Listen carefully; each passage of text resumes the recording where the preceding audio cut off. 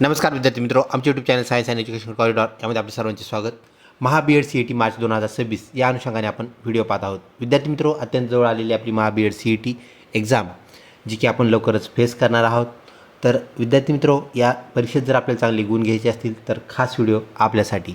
तत्पूर्वी आपण जर आमच्या चॅनलवरती नवीन असाल तर चॅनलला सबस्क्राईब करा, तसेच सर्व अपडेटसाठी बेल आयकॉन बटन प्रेस करून ठेवा, जेणेकरून आमचे अपडेट्स आपल्याला वेळेत मिळतील। तर चला पाहूया आपला आजचा व्हिडिओ, जो आपल्याला जास्तीत जास्त गुण संपादन करण्यास मदत करेल।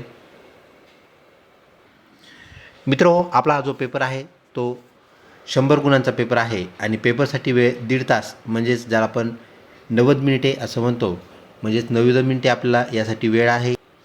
आपला हा पेपर ऑनलाईन पद्धतीने होणार आहे, म्हणजेच आपल्याला एकूण गुण जे आहेत त्या गुण 100 गुण, त्यानंतर 90 मिनिटे कालावधी, 1.5 तासामध्ये आपल्याला हे 100 गुणांचा पेपर सोडवायचा आहे। आणि पेपर ऑनलाईन असल्यामुळे आपल्याला माऊसचा यूज करून पेपर सोडवायचा आहे। ही बाब आपण लक्षात घ्या। विद्यार्थी मित्रों, हा 100 गुणांचा जो पेपर आहे याचं जे विवरण आहे हे आपल्याला 3 विषयामध्ये झालेलं पाहायला मिळतं।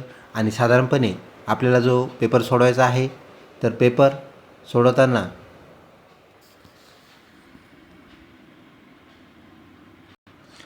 सॉरी फॉर इनकन्व्हिनियन्स, तर पेपर सोडवताना विद्यार्थी मित्रों आपल्याला प्रत्येक जो मिनिट आहे अत्यंत महत्त्वाचा मिनिट आहे आणि सर्व प्रश्न जे आहेत ते एका लिमिटेड कालावधीमध्ये सोडवायचे आहेत। त्यामुळे आपल्याला वेग जो आहे आपला व्यवस्थित वेग ठेवावा लागणार आहे, जेणेकरून आपल्याला सर्व प्रश्न अटेंड होतील। प्रत्येक प्रश्नाला आपल्याला जवळपास 54 सेकंद इतका कालावधी मिळालेला पाहायला मिळेल, म्हणजे 100 प्रश्न आणि 90 मिनिटे या मिनिटामध्ये आपल्याला हा पेपर कव्हर करायचा आहे। तर यामध्ये असणारे जे आपले विषय घटक आहेत, 3 विषय घटक आपल्याला यात पाहायला मिळतात, ज्याला आपण विषय किंवा टॉपिक असं म्हणूया। तर ते घटक म्हणजेच बुद्धिमत्ता, जनरल नॉलेज ज्याला आपण सामान्य ज्ञान असं म्हणतो, आणि त्यानंतर शिक्षक अभिव्यक्ती, हे आपल्याला 3 ते उपघटक असलेले पाहायला मिळतात। विद्यार्थी मित्रों, पहिला जो घटक आहे ज्याला आपण बुद्धिमत्ता असं म्हटलं, म्हणजे ज्याला आपण इंटेलिजन्स टेस्ट किंवा मेंटल ॲबिलिटी असं म्हणत असतो, तर इंटेलिजन्स मेंटल ॲबिलिटी जी आहे या घटकातून आपल्याला तब्बल 40 प्रश्न विचारण्यात येणार आहेत। आणि त्यानंतर पुढचा जो आपला घटक असणार आहे तो म्हणजेच सामान्य ज्ञान। सामान्य ज्ञानामधून आपल्याला तब्बल 30 प्रश्न आणि शिक्षक अभिव्यक्ती या घटकामधून 30 प्रश्न विचारले जातील आणि त्या 30 प्रश्नाला 30 गुण आपल्याला असलेले पाहायला मिळतात। तसेच बुद्धिमत्ता हा घटक जो आहे सर्वाधिक गुण देणारा आहे, तर 40 प्रश्न विचारले जातील, 40 गुणांचा हा आपल्याला घटक पाहायला मिळतो। म्हणजेच आपल्याला हे तब्बल 100 प्रश्न, जे की 40 बुद्धिमत्ता, 30 प्रश्न सामान्य ज्ञान आणि 30 प्रश्न जे आहेत ते शिक्षक अभिव्यक्ती या घटकातून सोडवायचे आहेत। विद्यार्थी मित्रों, तुम्ही प्रश्न क्रमांक 1 ते 100 असेही आपण प्रश्न सोडवू शकता।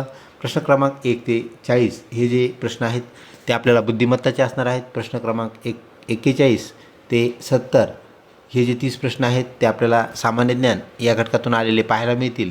आणि शेवटचा प्रश्न घटक जो आहे त्याचा जो गट आहे त्यामध्ये प्रश्न क्रमांक 71 ते प्रश्न क्रमांक 100 अशा आपल्याला एकूण 30 प्रश्न हे शेवटच्या घटकाचे म्हणजेच शिक्षक अभिव्यक्ती या घटकाचे असलेले पाहायला मिळतील।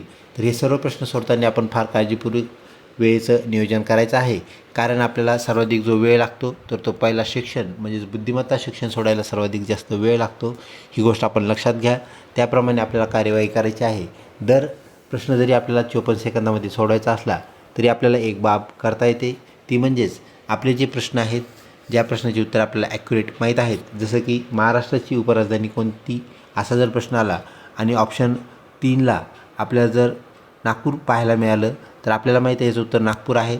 तर अतिशय तीव्रतेने म्हणजेच लवकरात लवकर आपण काय करायचं आहे, ते सर्व 4ही ऑप्शन वापरून ते वाचून आपल्याला काय करायचं आहे, ॲक्युरेट ऑप्शन जो आहे त्याला काहीच सेकंदामध्ये म्हणजे 1 ते 5 सेकंदामध्ये आपण काय करायचं आहे, क्लिक करायचं आहे। म्हणजे आपल्याला माहीत आहे नागपूरचे 100% उत्तर आहे, फटकन त्याचे ऑप्शन्स पाहून घ्यायचे, किती क्रमांकाला नागपूर नाव आहे, ते नागपूर नाव जे आहे त्याला आपण क्लिक करताच आपलं उत्तर जे आहे ते तिथं आपल्याला रेकॉर्ड झालेलं पाहायला मिळतं, म्हणजेच जमा झालेलं पाहायला मिळतं। या अनुषंगाने आपण अतिशय परफेक्ट उत्तरे माहीत असणारे जे प्रश्न आहेत एकदम कमी कालावधीत सोडवणे। त्यानंतर जे प्रश्न आपल्याला विचार करायला लावतात, म्हणजेच कोणत्याही प्रश्नामध्ये आपल्याला जे 4 ऑप्शन असतात, तर आपण ऑप्शन पाहताच आपल्याला कळून जातं की ऑप्शन जे आहेत 1 आणि 3 समजा कुठल्या प्रश्नासाठी ते बिलकुल ऑप्शन नाहीत, तर आपली बारी राहते ती फक्त 2 आणि 4 यामध्ये टॅली करण्याची आणि त्याप्रमाणे आपण टॅली करून लवकरात लवकर उत्तर काढणं अपेक्षित आहे. ज्या प्रश्नाची उत्तरे आपल्याला ॲक्युरेट माहीत नाहीत तर त्याला आपल्याला 10 ते 20 सेकंद इतका कालावधी आपण घेऊ शकता. तो कालावधी घेतल्यानंतर आपण जर 20 सेकंदामध्ये हा प्रश्न सोडवला तर 54 सेकंद आपल्याला जवळपास एका प्रश्नाला आहेत.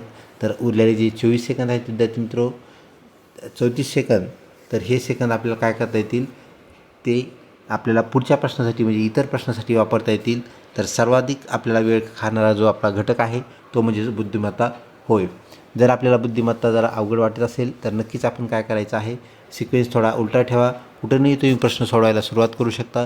तुम्ही जर आपल्याला जो बार दिलेला असतो त्या बारमध्ये आपल्याला 3 नावं पाहायला मिळतात. पहिलं नाव जे आहे ते म्हणजे इंटेलिजन्स ज्याला आपण मेंटल ॲबिलिटी असं म्हणतो. मेंटल ॲबिलिटी 1 नंबरला असतं नाव, 2 नंबरला आपल्याला जनरल नॉलेज नाव पाहायला मिळतं आणि 3 नंबरला शिक्षक अभिव्यक्ती. तर आपण सुरुवात जी आहे ती प्रश्न क्रमांक 71 ते प्रश्न क्रमांक 100 यातून सुद्धा करू शकता. प्रश्न क्रमांक 71 ते 100 हे शिक्षक अभिव्यक्ती या घटकाचे आहेत.